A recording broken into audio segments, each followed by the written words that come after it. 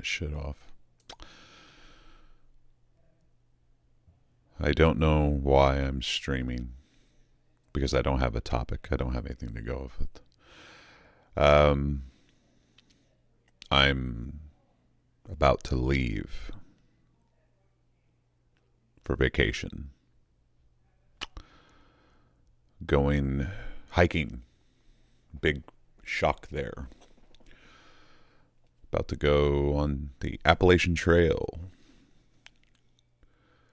My wife and I have hiked the Appalachian Trail for over 7 years. Well, we started, well, it was probably about 8 years ago, something like that. It's been a while ago when we first started. And then we took a long break after we bought our house. We got back to it like 2 years ago. Started doing sections. I mean, we've been doing sections since, but we do them from time to time. 30 miles here, 40 miles there. Whatever we can fit in a week. But this time we're skipping a section. If you're not familiar at all with the Appalachian Trail, then there's a section called the Great Smoky Mountains.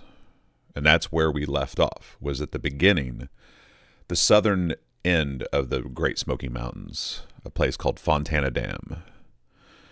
And our next goal was to start hiking into the Smokies. And it's a 70-mile stretch of the Appalachian Trail is what you end up doing on the Smoky, or through the Great Smoky Mountains. The unfortunate thing about hiking the Great Smoky Mountains is that you have to abide by these very rigid rules.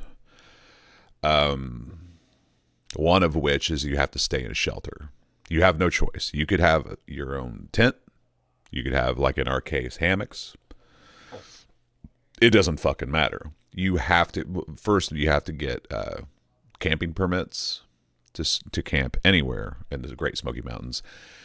And you have to stay in a shelter. And they actually have, guys who walk around, hike the trail, and they'll fine you if they catch you camping anywhere that's not a designated camping place, or if you're supposed to be in a shelter, you got to go to the shelter. And it's like, okay, hike in a shelter, fine, stay in a shelter, fuck it, whatever. But this is also the period in time where a lot of people try to do their through hikes. So there's something called the bubble. And the bubble is the group of people who start at the beginning of the year and just kind of travel together up the trail for a while. So you end up with like a group of through hikers all kind of traveling in unison, all sort of around one another. A lot of people who would have started in March would probably be getting to the Great Smokies around this time. So the problem comes into play when you go there and you have a camping permit to, stay in a shelter. They're through hiking. You have to kick them out of the shelter when you arrive, because you actually have a reserved spot in these, shelters. So if you get there late and they're all fill up with, through hikers, you got to go in like, sorry, but you're going to have to leave because I have a reservation here. And that's kind of nobody wants to get kicked out of their place where they're, staying or laying out or sleeping or whatever, after a long day of hiking.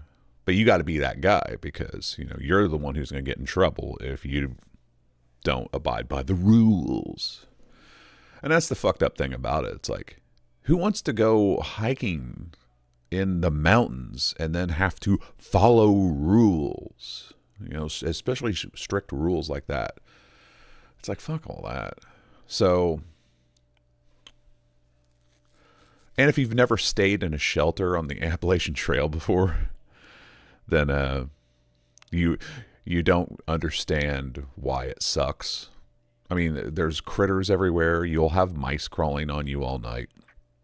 There's all sorts of bears come to shelters constantly. There's always people just fucking throughout the night. Lots of noise, lots of bullshit. Critters, rodents, potential bears. Uncomfortable sleeping arrangements because you're sleeping on like basically a flat surface, inside that thing. And in our case, we don't have padding or anything because we sleep in hammocks, and we get the nice curved hammock. It's a comfortable lay. We don't have like blow up mattresses or foam mattresses or anything to put under us. So when we were forced to sleep in a shelter, the last time we went, or the time before, one of those two, we ended up having to sleep on the bare, shelter floor, and it just sucked. It was a terrible night. But that's what you have to look forward to the entire time you're hiking through the Smokies, which, by the way, is one of the steepest and shittiest parts of the trail. I mean, up to that point, there's a lot of elevation gain in the Smoky Mountains. So you put in your work to get that hiking done, and your reward for the night is kicking somebody potentially out of their shelter so you can have their uncomfortable ass, spot in that place, to have mice crawling all over you, being kept up by the other hikers, and just a terrible lay that's going to make you wake up the next morning feeling like dog shit, So Soraya and I decided, fuck all that. We're not going to do that. We're going to skip the Smoky Mountains. We're going to jump up to Davenport Gap, I think that's what I call it. It's the northern terminus of the Great Smoky Mountains, and we're going to hike north from there. That's what we're going to do. That way we can stay in our hammocks and we can do whatever. We're still going to have some elevation, but we always have elevation when you go out there. But at least we're going to be able to have our hammocks to sleep in. But yeah, that's what we're going to be doing. Starting tomorrow, we have a 12-hour drive ahead of us tomorrow. So that's going to be fun. And I don't know why, but it's taking us due east through Indiana. We've gone that way before. It's on Interstate 64 out from St. Louis, pretty much almost all the way to Louisville, Kentucky. If you've never... The last time Soraya and I drove that road, we ended up running out of gas. We were coming back from the AT, and we ended up going that way because we were diverted off to the north around Knoxville because of a really bad accident on one of the interstates we were on. So we decided, fuck it, we're going to cut north. We're going to go to Louisville. We're going to cut over 64. Well, we do that, and I'm driving the whole way, going all this way, all the way up through Louisville. I'm not even thinking about it, but it gets to around 11:30, somewhere in there, and we're making our way out of Kentucky into Indiana, and I start to realize we're not seeing very many gas stations.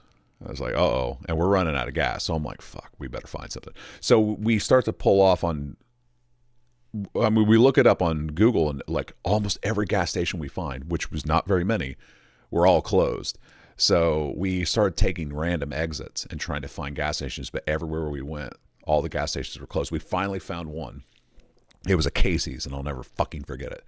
We pull up, and the guy is coming. He sees us pull up to the pump, and the guy fucking comes out and like shuts the fucking lights off and everything, and just tells us we're closed. It's like, dude, we're right fucking here. Like, there was like 3 minutes left before they were closing. He's like, I already shut the pumps off. It's closed. Like, dude, what the fuck else are we supposed to do? So we left. We went to the next town, kept and down the way, and we finally find something on Google. It says gas station here. It's open. Go. We fucking go to it, and the gas station it's open, yes, but they were in the process of pulling the fucking tanks, the gas tanks that are buried in the ground. They were literally replacing those. So it was just a giant hole in the ground where all the pumps were. They were open as a convenience store. I was like, what the fuck? So by this time, we're fucking bone dry. We have nothing. So I was like, son of a bitch.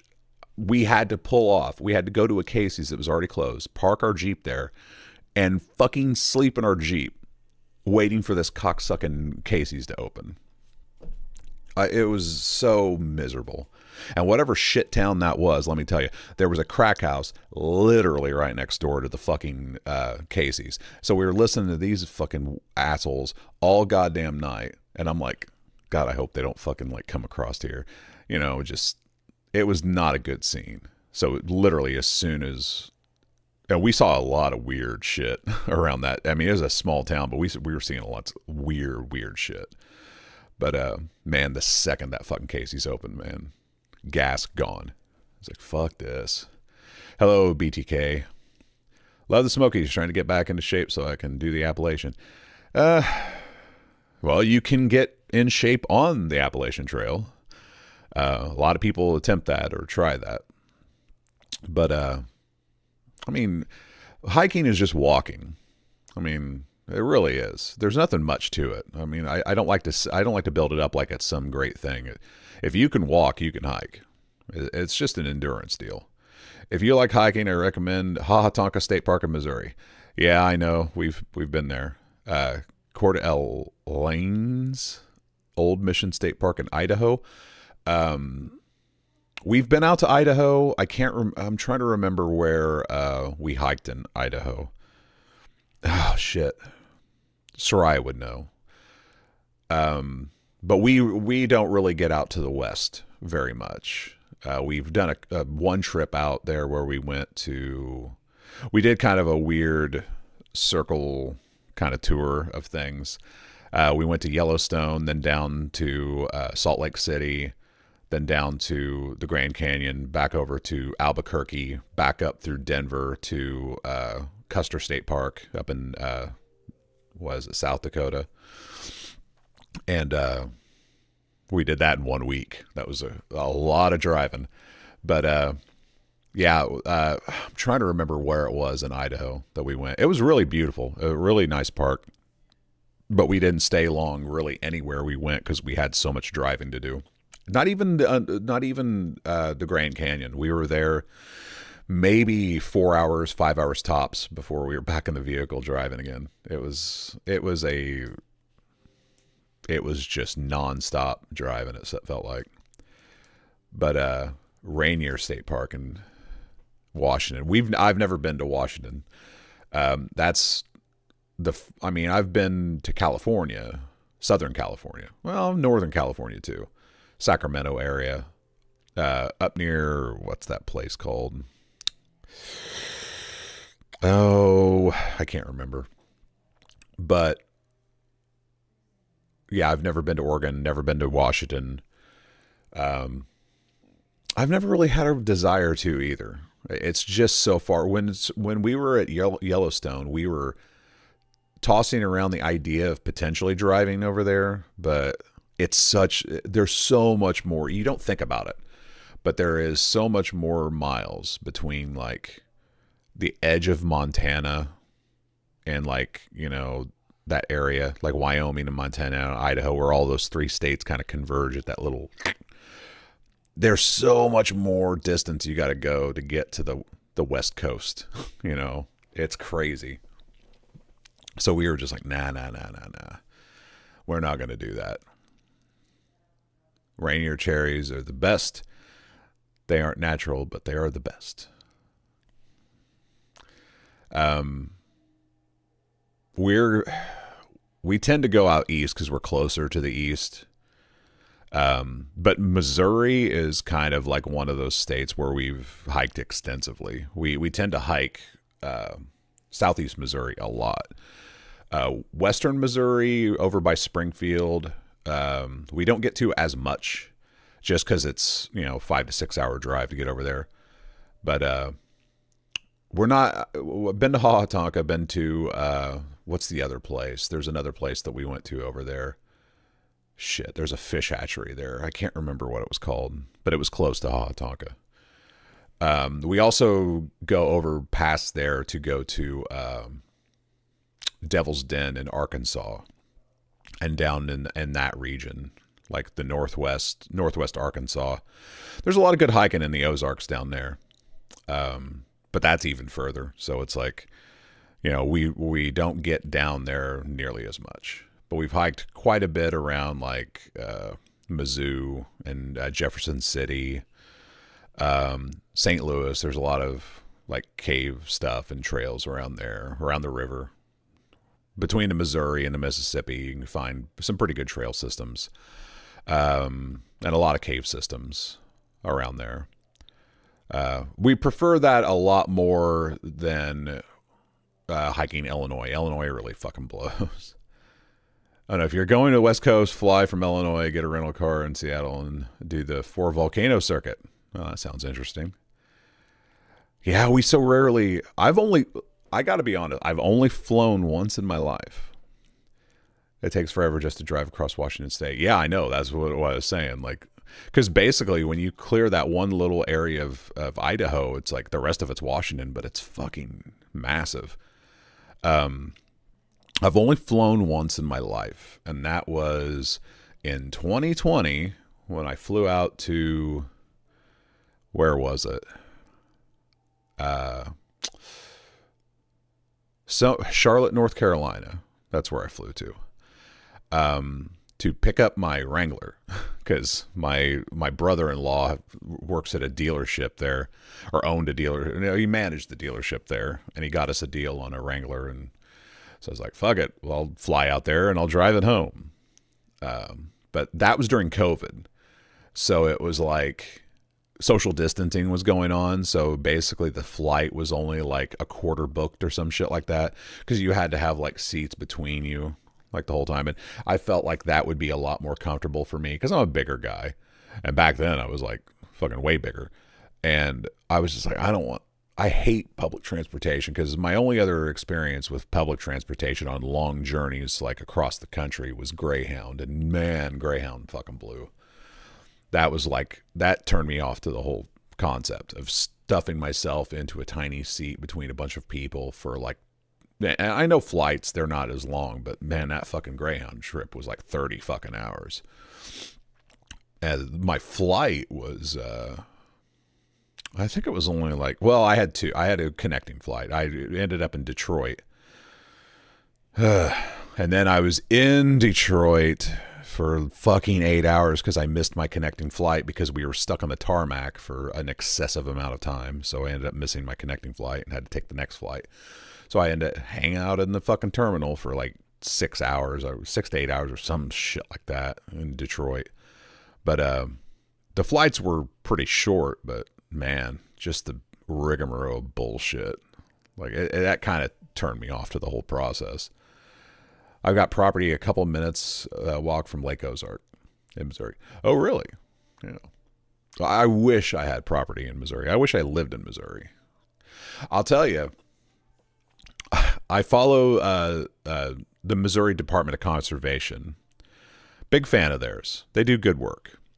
And I follow them on Facebook, and they posted some job listings. And I was like, I want this job so fucking bad. It literally was just like, you go out to parks and you clear timber, controlled burns, shit like that. I'm like, oh God, I would fucking so do that in a heartbeat. If I lived in Missouri, I would fucking do that. I don't give a fuck what it pays. I would do that. That's like, that to me is like a dream job. I don't give a shit about the money, but the problem with me is that I can't leave my job just to go off and do something I prefer to do, because I've got responsibilities. I'm not alone in my world. I have to think of my wife, and she's not going to be tolerant or happy with A, having to sell our house, and B, me working a job that probably only pays a little bit above minimum wage just so I can be in the woods. I don't think she would enjoy that. We've talked several times about the potential of just selling off everything, buying a trailer, and just living as on as little means as we possibly can, just so we can enjoy life more.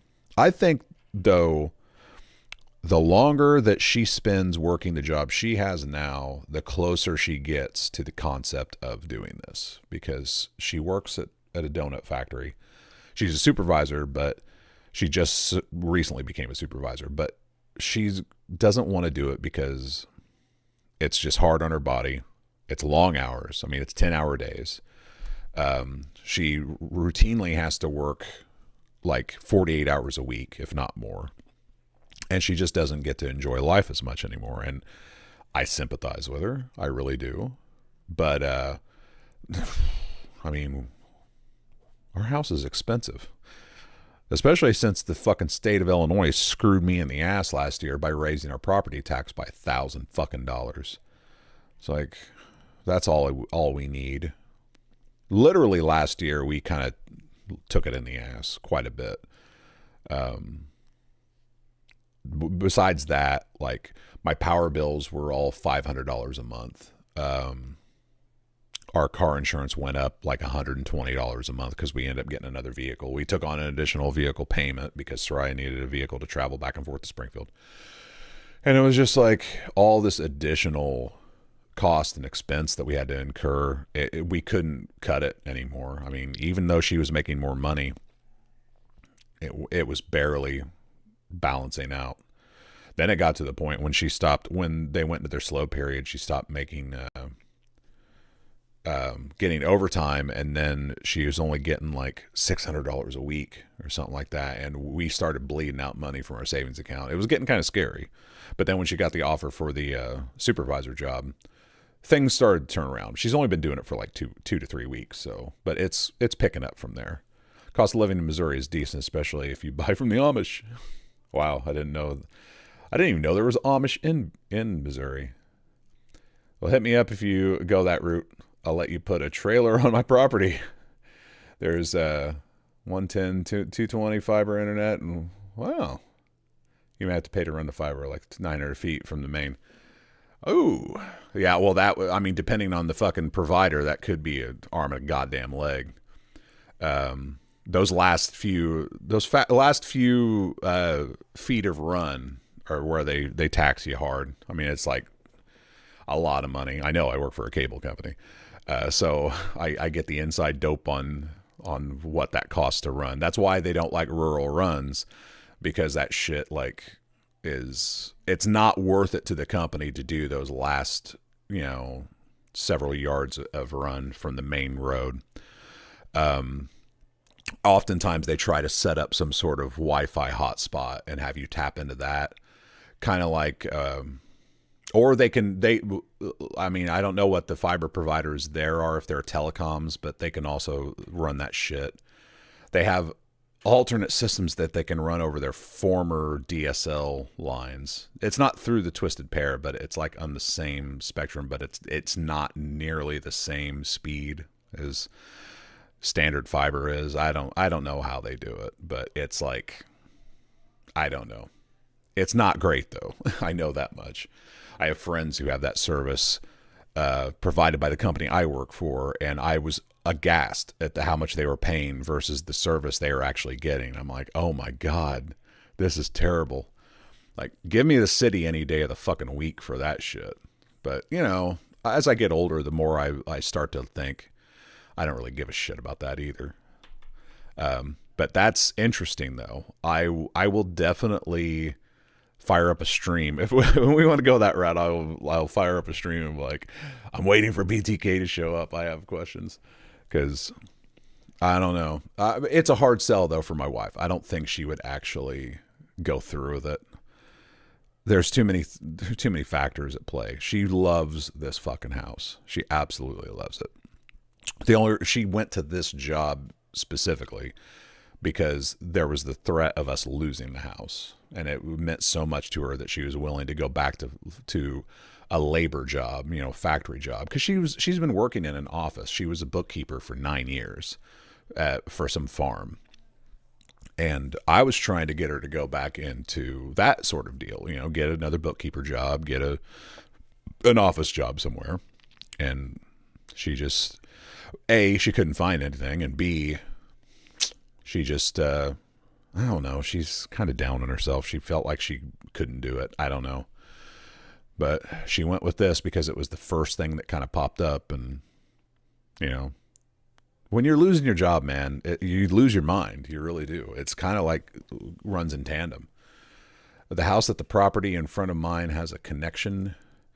I'm still trying to buy that off my former stepmother, but yeah, I got seven-ish acres back there, big workshop, cinder block buildings. Nice. Sounds like you got some good outbuildings set up, a lot of land. I mean, 7 acres is good to me. I mean, considering the price of property anymore. But ultimately, it's like, I don't know. I felt the stresses of that though. The whole losing my job thing, went through that whole process. She went through that process last year. I was kind of hoping that things were gonna happen for us where we were kind of both losing our job at the same time. That way we could have made a decision to just cut loose, you know, get rid of the house, get out of Illinois, start clean, start fresh, go somewhere else. But that was not to be. And so here we are, chained to the state yet again. Little cabin, etc. I've got room for probably 2 trailers comfortably. You're selling it. You're definitely upselling it. I would like to. I would very much like to. I would very much like to get out of. I would love to go to Missouri. I would love to get a job with the MDC. I would love to fucking just get the hell out of Nazi Germany. But like I said, I ain't alone in this affair.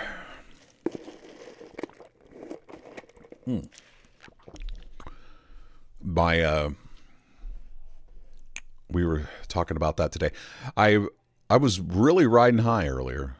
I've kind of had this weird doom and gloom feeling. I've impending doom or whatever. Something about this trip is, I don't know. I'm not looking forward to this trip because something feels off about it. But ultimately, I was riding pretty high on myself and feeling really good about myself because things were going really well at work. And I resolved an issue that's been going on for a long time, and I was like, yes, finally, I don't have to worry about this shit anymore. I can go enjoy my vacation knowing that I fixed this thing, and now I can move on, go on my vacation. Everything's going to be fine. And then I find out today that not only did I not fix it, I fucked everything. All right, let me back up. I didn't fuck anything up. I did my due diligence to fully test what I was working on. I spent days, weeks even, testing this shit. And I had a resolution worked out. I had tested it and implemented it, and everything was coming back perfect. It's only until I contacted the company that was responsible for the equipment that I was working with, where I said, okay, I need you to dump our entire media inventory and then re-upload everything that I've just put on this FTP server. Upload that, and then we should be golden. So they do that. None of it's hitting. Not a fucking stitch of it. Not one. Not one file is hitting or playing. It's infuriating. And it's the only good thing that I have going for me is that we're not billing on this system yet. Because if we were, I would not be going on my vacation this week. I would literally I'd have to cancel my vacation and go into work because I can't go away for an entire week on a system where we make our money off of these ads playing and not a single ads playing on any channel whatsoever. So yeah, luckily we're not billing on that system yet. So it's all kind of just, I'm not going to say it's like fun and games, but it's a playground for testing for sure. But it still doesn't look good because it does go out to channels and people can see it and people are expecting to see ads, especially the clients that are paying for the ads. But they're not going to know. That's the one thing that I have going for me, and that's the reason why I'm able to go on vacation and kind of put it into the back of my mind for now until I get back and then jump back into it, is no one's going to know for the week I'm gone that nothing's playing. As crazy as that may sound, no one's going to know because, well, we don't bill for it. So if we don't bill for it, no one's checking the verifications. No one's knows the spots aren't hitting. And no one actually watches our channels enough to monitor them anyway, to even pay attention if they're playing, not playing or whatever. So it's like, it's weird. It's just crazy. But yeah, that's the only thing I got going for me in that regard. Because I was really stressing earlier today. I thought for sure, I was like, man, I'm going to have to cancel this fucking vacation. And Soraya would probably divorce me because it's been 8 months. She is fiending for this vacation, fiending for it. And she was like, no, there's no fucking way we're canceling this. And I'm like, I know. I'll deal with it. But that's part of the stress of my fucking job. I've been literally working on this for over a month. I've been working on this, and I thought I had a resolution. And I had to literally reverse engineer this whole fucking thing because the company that provides the equipment has been zero help. So I had to fucking do all this crazy backwards reverse engineering shit to isolate the problem, figure it out, and come up with a solution. And once I do, they fuck it up somehow. Don't ask me how. All right, I need a second. 1 second. I need 1 second. So, 1 second. I really have to pee. So I will start a. I'll put a video on, and if you're here, you're here. I when I get back, but it is what it is. I gotta pee. So I'll just be right back. Oh, well, look at that. It won't even play. Hold on. There we go. I'll be right back.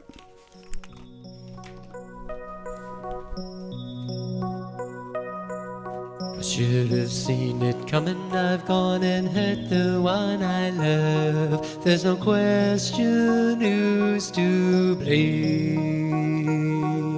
The darkness from within, it's such an empty, empty space, full of pain and shame and blame. So why did I let you down? I don't know me anymore, know me anymore, do you?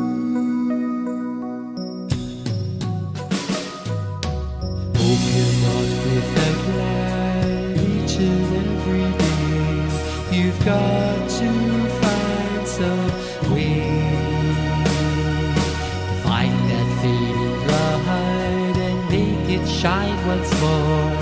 It's got to be that way. So why did I make you cry? I don't know me anymore, know me anymore, do you? So why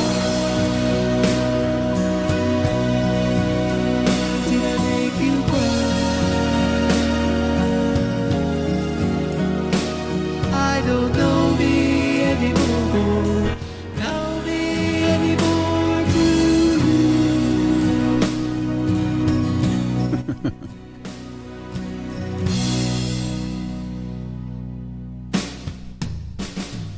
So I cried and I lied. I almost don't want to take it off. So I cried. I don't know if you're familiar at all with this. This is something I found due to is it Instagram or something? It was something called Catatonic Youth. Some channel on there or whatever, but they feature like really bad music and like really bad artists and groups. And this guy's video was on one of them, and I was like, I immediately fell in love. I love bad music.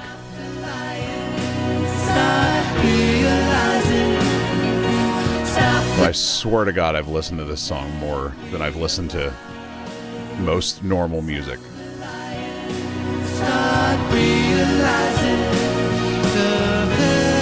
I always love, to me, it's like, it's great because it's like, oh no. To me, it's great because it's like, I don't know, it's more pure. I'm a big fan of like purity in art. I don't like fake shit. Not fake, but like try hard shit. People who fucking, you know, put on a front. I'm changing this. I don't know why. It's not going to be on here for much longer. But I don't know. I always feel like most popular music is just, I don't know, affected. Overly dramatic, overly bullshit. I much prefer people who, I mean, not saying that this guy isn't fucking, you know, like really playing it up. I mean, just look at that face.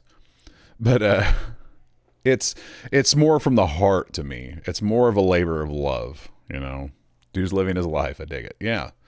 I mean, but there's a lot of that in that sort of genre of so bad it's good music. And I just adore that shit. That's like Phil Thomas Cat and the Uncharted Zone. Let me see. I'm gonna kill this. I've probably talked about that before. Yeah, who doesn't know? I don't know. I always assume everyone knows what I know. Oh, great. Now it's on my thumbnail. But yeah, Phil Thomas Cat. He's like my hero. He's the reason why I want to move to Pensacola, Florida. He's just some fucking dude who's like so much into his own shit, and he's been doing it since the fucking 60s. And it's just crazy. It's crazy to be that into your own world like he is. But there's this charm about it. I can't explain it. And the weird thing is, like, I may have mentioned this before, like, my infatuation with Pensacola stemmed from the live stream from the karaoke bar that I used to watch when I was drinking, and Phil Thomas Cat in the Uncharted Zone. But I know that's not the way the entire city of Pensacola is. You know, it's just that's my interpretation of it. His version of it, which is all from like the late 90s and early 2000s, because that's really where he was out doing his most videoing, and he was running a show called The Uncharted Zone that was on public access, and it was like that was the heyday of that show. So most of the things that he features now on his YouTube channel is all stuff from that era. And it was a different era. It was a different time. So it's not like that now. So maybe I'm more into just reminiscing about the past, you know, looking back fondly on a time period that no longer exists. And I can't imagine moving to an area based on memories of the past. Not to mention, like, my memories of when I lived in Orlando. I mean, that was 1996. So it's not going to be the same fucking place. It's weird to be that old and then just think about like how much better things used to be of that age, where it's like, oh man, remember when it was like this and it was like that and how great it was, blah, blah, blah. Because it makes it feel like there's nothing left to look forward to, even though that's not true. But there's more time behind me than there is in front of me, to a certain degree. I mean, Actually, I'd have to say yes, unless I become like the oldest of old men. And I live into my hundreds, like being 49 this year. Yeah, I can comfortably say that there's more years behind me than there are in front of me, and I don't know if I find that to be sad or. I mean, I can't say I'm happy about it, but it's not. It doesn't make me sad. But it does make me realize that I don't want to spend all of this remaining time just doing, bullshit. Doing things like, just giving my life away to my job, spending all my time working like I have been. I mean, that's one of the aspects of my current job the job that I've had for the past 2 decades, is that it's not just my job. It's literally been my life. I've dedicated almost my entire life to this. I've been salaried for 15 years, 16 years, something like that. Not all of my free time, but I mean, I was always on call. There was never a point in time where if anything didn't come up, and that's kind of where I'm at now with this whole situation that's going on with the ads. Normally my natural feeling, my natural assessment is I got to drop everything and jump on this. But I'm not a supervisor anymore. They took that away from me December of last year. So I'm not a manager. I'm not salaried anymore. So why the fuck do I care? It's like I'm doing everything I can, on the clock. I can't do any more than that. And this is a situation that has to be resolved by the company that made the product. So it's like, there's not much I can do going into a weekend. The only thing I can do is wait till Monday and then tackle it then. So fuck it all. I'll get back to it when I get back to it. I mean, especially considering the fact that my layoff is still pretty much on the table. Like I can't continue to live my life as though I have to give all of everything I am to this job, because they're not giving anything. They're not giving that back. I can't rely on them anymore. It's just a weird thing to change that aspect of your life when it's been so much of a thing, the rock, the foundation, the cornerstone of your being, and you've dedicated so much to it, and now it's being taken away from you, and you have to process that and figure out something else. And I don't have enough time in my life to build that back up again. I can't hit the reset button at fucking almost 50 and hope to get anything accomplished. That's a hard road to go, And that's why I'm like, I should have more to where I don't have to do that. Like I can kind of take it easy. That's what you hope for. But I didn't live a smart life. So I thought things were going to last a lot longer than they did. I was in the military for 8 years and have been trucking for 10. I hate change.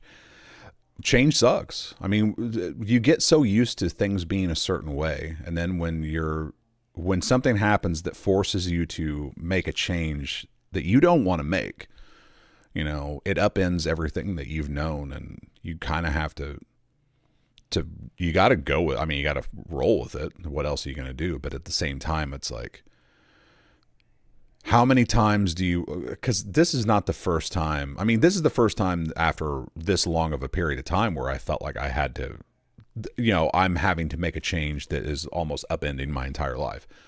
But after I got out of school and I had this whole course set in front of me of what I was going to do with my life and what my career path and plan was, once I realized that it wasn't going to happen, that was like a good 5 years of my life that I realized I'd just thrown away, and I was like, what the fuck do I do now? It's like, I don't know what to do, like I have to completely change course here and figure something out.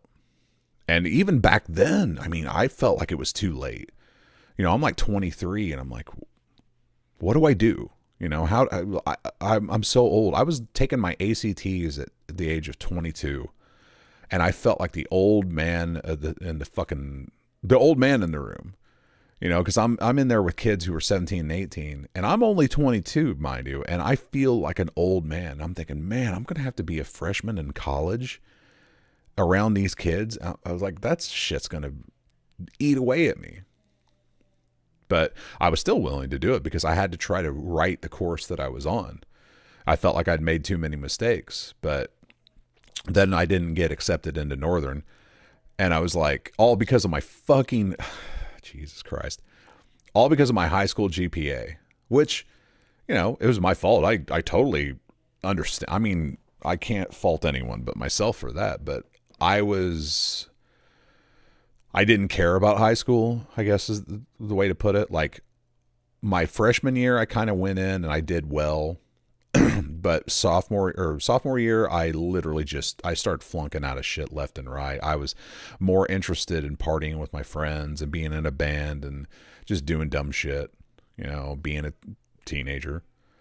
And it wasn't until I met Soraya and we started dating and got serious that I realized I need to have a plan for after school, because I can't just like, if I want to keep this woman in my life, I can't fucking just be a nobody. So my junior year and senior year is when I tried to right the ship, you know, but by that time I'd done so much damage my sophomore year. I didn't even know if I was going to graduate. I screwed up so bad my sophomore year. I did graduate, but skin of my teeth, really. I mean, it was like, I really fucked up. But yeah, due to that, my GPA was so low that it didn't matter what my ACT scores were. They were basing it all on that. And I'm like 5 years removed from high school, and they're still basing everything on my GPA. I had already graduated from Full Sail and had an associate's degree in that. And they still were like, nope, sorry. I was like, Jesus Christ. So I started going to community college to try to get some, you know, gen ed courses together and try to, you know, make it to where I could just, facilitate a way to ease my way back into that whole system. But after about a year of that, I was like, fuck this. Like, cause I got to get a job. I can't keep juggling full-time job and full-time school. And so one had to go, and it was school. But by that point, I was like, what's the point? It's just a scam anyway. I was fairly right.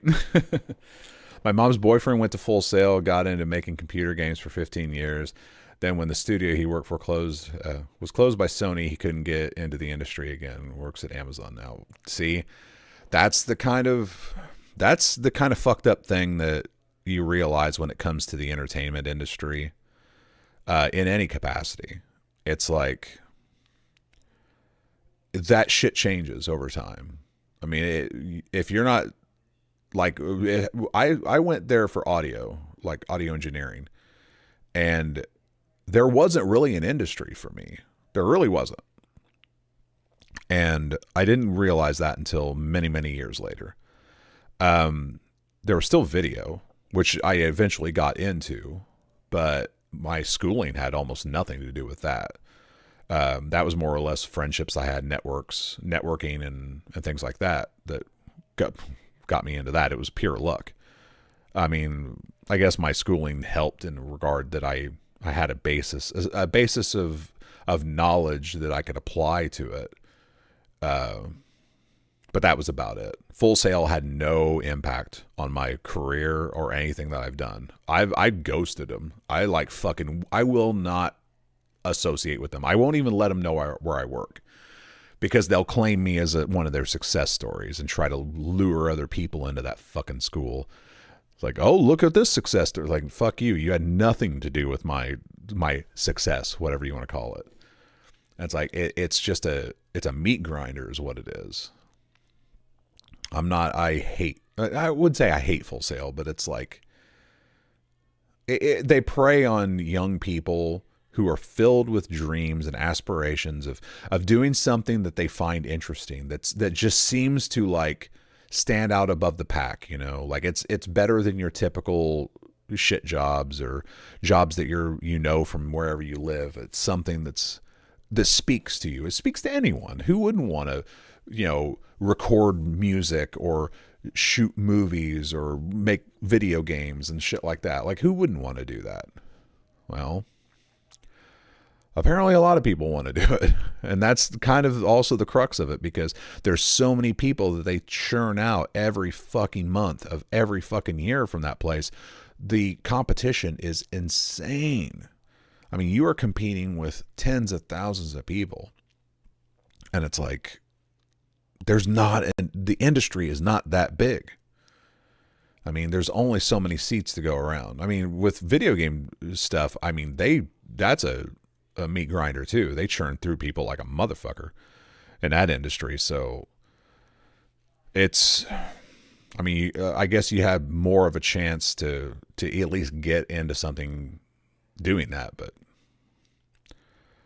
like you say, it's like, how long is that shit gonna work? How long is that gonna last?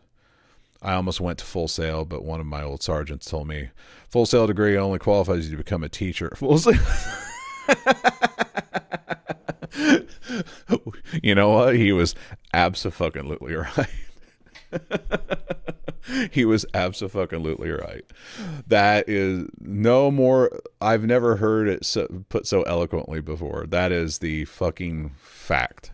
That is truth. I mean, that it's funny in that sense. I mean, they do give you an education. I mean, you do learn something, but the lie that you find out is that it's literally just their industry is fictitious.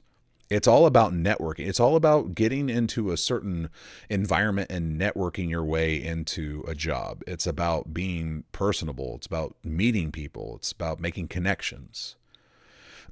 That's it. And if you're good at that, you'll be good at anything, really. I mean, in any industry you get into, if you're successful at making connections, lasting connections, and being a memorable person, a charismatic person that people remember and people want to associate with, you could be a juggler. It doesn't fucking matter. It's like, if you have those kind of skills, you're set for life. You can do whatever. But the technical aspects of it, I mean, fucking buy a book, like learn computer science on your own dime. Don't pay them fucking 40 or 80,000 or whatever the fuck they're charging now to learn that shit, because you can literally do it on your own. But it's just that's sort of like an aspect of, I mean, especially back in the 90s, man, that was like, this was Clinton era shit. This was back when, what was it? Fannie Mae, who runs that? Or is it Freddie Mac? One of the two. I think it's Fannie Mae. Was just throwing money at people. You want to go to school? They're like, oh, well, here's all the money you need. Like, don't worry. Boom. Here's all the money. It's like, cool. And they were just doling it out to trade schools, doling it out to fucking colleges, doling it out to whatever. And everyone was getting their lining their pockets with all these dreamers who just couldn't wait. And I was one of them. I threw my hat in the fucking ring and ended up where I ended up. But, at least I can say that I remained in the peripherals of the industry that I started out in. It still represents, but like I said, Full Sail had nothing to do with where I ended up. So, and I've ran into tons of people who have been like, oh yeah, man, I heard you went to Full Sail, man. I want to go. I'm thinking about going next year or whenever. I was like, don't do it. Don't do it. Every single person I've ever talked to, I've dissuaded. I've been like, please don't waste your money on that place. Like, if you've got the kind of money, like one guy I remember, he got an inheritance. Apparently one of his parents died, or both his parents died or something. And he got this inheritance. He's like, I'm going to go to Full Sail. Like, take that money and just buy your own equipment, buy your own studio equipment. If you want to do that and do it, and just do it. That's the best way to learn. You don't have to go to fucking school. Just buy the equipment, read the manuals, and just keep doing it. And you'll get to a point where it doesn't matter if you're doing it well are doing it to the level of like where you're making, multi-million-dollar records. It's like you could go to Full Sail and you'll never make multi-million-dollar records. Like you might as well just be doing it for yourself and doing it on your own and making your own money. At least you'll have the benefit of owning your own shit and having your own studio. But yeah, I was always telling people never to go. Got me thinking about like my current job and my future situation. One of the things people have always said, and this is one of those things that really bothers me too, because it's like people just assume like, oh, well, you'll land on your feet. Look at you, this stuff so much and you've done it for so long that if once you lose your job, you could just go out on your own. People will hire you. They'll, but I'm like, I've never purchased any of my own equipment, like, so in order to actually continue doing what I do, I would have to dump like 20 grand into equipment to be able to do it. And it's like, I don't want to fucking do that. I don't want to do, I'm already disillusioned as is with the future of this industry. I can't imagine spending 20 grand of my own money to stay in it, and not to mention I've done it for 20 years. I mean, it's grown. I've done it in like back when it was fucking SVHS, Beta, U-matic, all the fucking tape-based systems, DV, and then into HD, HDV, then into the fucking actual full digital HD stuff, then 4K. I moved my way up, digital cinema, all that shit, and it's like, it's to a point now where it's eclipsed everything. It's eclipsed itself, and now people anyone can do it. And with AI on the horizon, getting better and better, it's not looking good for anyone. I wound up going to college to a shrink. Did all the career essentials and realized I had 2.5 years of non-career coursework to do to get the degrees. Got disillusioned. Decided I wasn't going to waste taxpayer dollars on bullcrap courses and stuff. We need specialty tech trade schools. College is a scheme. Let me do a year or two trade specific courses and move into full. Well, that's true, but in a lot of cases, especially like one of the things I was considering was becoming an apprentice electrician. It depends on where you're at. It depends on where you live or where you go. It's like, because there are some places where you can go and you think, oh, everyone's looking for the trades. Not around here. Like I was thinking about being a plumber. I was thinking about being an electrician, and it's like, I can't find anyone who's willing to take someone on, in an apprentice fashion. And, that got me thinking. I was like, man, well, is it really something that's going to, I mean, if it involves me moving to the city in order to find jobs, I could probably just stay in this trade and do it. I could stay in video production and move to the city. It's not about doing what I'm doing or continuing doing or not having the ability to do what I do anymore. It's the fact that I'm trying to stay where I live. And I know it's dumb, but my wife really loves this house. I can't. It's hard. It's so hard for me to explain. It's not hard for me to explain. I'm explaining it right now. My wife loves this house. She doesn't want to sell the house. So here we stay. In Illinois, you darn near need to join the union to even start getting trained. And yeah, that's one of the things I'm starting to come. I mean, unless you can work in like, well, I mean, there's not a lot of contractual work available anymore. Ever since COVID, there's not a lot of things getting built, not a lot of money being spent on new construction. So you're not finding a lot of people who are taking on tradesmen. The union keeps people employed, but it's hard as nails to get in.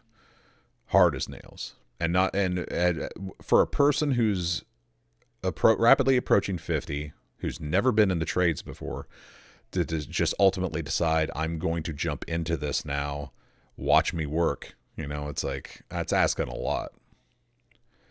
I mean, because my competition is all people half my age. You know, I try to apply it at the, you know, in a union position. For one thing, I have done diddly shit as far as like that sort of work. So I have to at least spend, I got to get in, you know, I've done enough research at this point to know that you have to put in like several hours, like tons of hours, doing this shit. And then you've got to, you know, pass these courses and whatnot. And then you have to take your journeyman's exam after all of that's complete before you could even be considered for a union. So, I mean, you're talking 4 to 5 years at the fucking minimum before you even get in. Unless you're lucky enough to be like, you know, have a parent or a family member who's in the union who can pull strings and work your ass, you know, work you in some way. And then they allow you to, you know, work and train while coming up. But that's a fucking pink elephant or whatever you call it, a purple unicorn. There's warehousing going up in almost every cornfield in Illinois, but that's repetitive. Yeah, I mean, getting a warehouse job would be easy. I mean, as far as like doing, I think in that regard, if I were to get into, what's it called? Not welding. Oh, God, I always forget the name of this. Millwright, is that what it is? I think you can find a millwright job pretty easily in Illinois, but that again is like going down a path of like, you know, that I've never had any experience in. I've never done any training. It'd be easier for me to get a start as a welder. There's a lot of places around where I live that do propane tanks and things like that, and they have in-house training that they do. They'll bring on people with no experience, run them through a training course, then have them, you know, working for them for a while, and you can work your way through that. But welders don't make fucking shit. Welders don't make shit. I mean, that's one of those things where it's like, I when I was looking into plumbing, even I was like checking out the price, you know, how much they make, and I'm just like, why would I leave my current job to make less money doing harder work? Like, that doesn't make any damn sense. And with welding, that's even worse. So, but the funny thing about welding is that most of my friends who I know who are welders, they all talk about like, yeah, it's bullshit, man. You can't fucking get none of that. But they're all fucking drug addicts. So it's like, of course they're not going to climb through the ranks and they're not going to do anything else because they're all fucking drug addicts. They're all like obsessed about just like, well, if I have to fucking stop smoking weed and stop doing this, coke and blah, blah, blah, if I'm going to get drug tested all the time, I'm not going to do it. It's like, well, then you're setting yourself up for failure. I mean, what do you want me to tell you? I was referring to electrical and plumbing. The IBEW and Millwright Union ran trade schools. Yeah, I mean, that's true. But I mean, you could probably also get electrical trade. You could they're building a lot of solar farms and wind farms in central Illinois right now. So that would also probably be something where you could get on and at least get a start. Decent welders make $35 an hour. I don't know where you're talking about. Most of the fucking welders I knew only make like $17 to $18 an hour. Well, I guess decent. I mean, it depends. It really does depend. I knew a guy, my boss, my former boss, her husband is a welder and a millwright. He was working at a place and he was only I thought he was making pretty good money. I thought he was making like $35 an hour. Come to find out he's only making 26. I was like, well, fuck. It's like, what the hell? Like, how do these people, I don't want to make it sound like $26 is nothing, but I would expect someone with that sort of experience and knowledge in the trades to be making decent, you know, again, I should stop saying things like that. Make good money. There we go. And it's just a shock when I find out the true price of what people, you know, the true amount, the true wage of what people get. It's like, it's disheartening. It's depressing, really. And I never really thought about it. Well, the whole thing about like the plumbing and all this other stuff that I was talking about, the plumbing specifically, I was actually thinking about that at least a year or two before I found out that I was possibly losing my job, because I was kind of disenfranchised with my job anyway.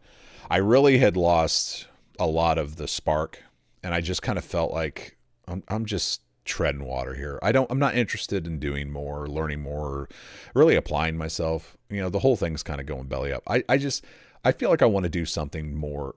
I guess my obsession became that I wanted to do something more that I felt was like more like real work. I always feel like what I do isn't real work. Like nobody really takes it seriously. Everyone treats it like, oh, well, you're just living a hobby. Your job is just, it's just a glorified hobby. And they're not wrong. I mean, I'm not going to say like, no, there's a lot of hard work in my, like, no, there isn't. It is a glorified hobby. But that's why I was like, I guess I kind of craved the sort of everyman respect, or the respect from the everyday man. Like I wanted to be able to say, yeah, I do this. I'd be like, yeah, that's a real job. Where it's unquestioned that what I do is a real fucking job. When I have to tell people what I do, people ask me like, what do you do? I was like, I make television commercials. And the answer is always the same. Like, oh, that sounds so interesting. Like, well, it is. It is interesting. Of course, I put it in the feminine voice because it's usually women who ask me that. But I'm like, yeah, I make television commercials. And they're always interested for a second. But it's like, I don't know. I guess they just dismiss it like, oh, this guy probably makes really good money. And that's about as far as it goes. I don't know. Maybe I'm just self-conscious. I don't know. But I really do feel like I've been in the Midwest for too fucking long. And I'm surrounded by Midwestern people who don't really acknowledge that I do a job, or don't respect it, or don't know what it is. So it's like, in a lot of cases, I just kind of want that. I want my job to be real in the eyes of myself and other people. But it's a little late in my life for that shit. Just job check North Central Illinois. There's some welding jobs that are like $19, $25 an hour, but there's quite a few that are $35, $38.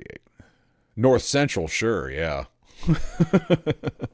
I mean, if you're talking like north of Peoria, I could see that. The closer to Chicago you get, the more opportunity, the more competitive it becomes, the more that people are looking for things, because your population center in Illinois is more centralized up to the north.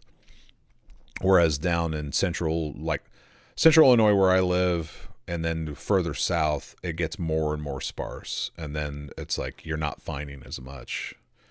It's drying up. And like I said, it all hinges on me being able to stay where I'm at. And that's where I kind of plateau, you could say I set myself up for failure in that regard, but it is what it is. I think my wife is going to bed. I should probably go to bed too. We do have to get up really early tomorrow. We got to be on the road by 6. So I'm going to have to get up at 5. So I'm probably going to have to cash out. So I figured it'd be a quick stream. I just wanted to get on here and do a stream. Fuck it. Why not? But I'll be gone for a week.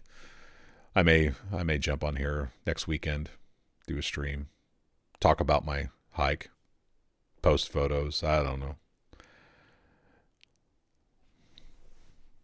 It is what it is. You too, BTK. Have a good night. And like I said, I'll be back. Why not? Fuck it. Later.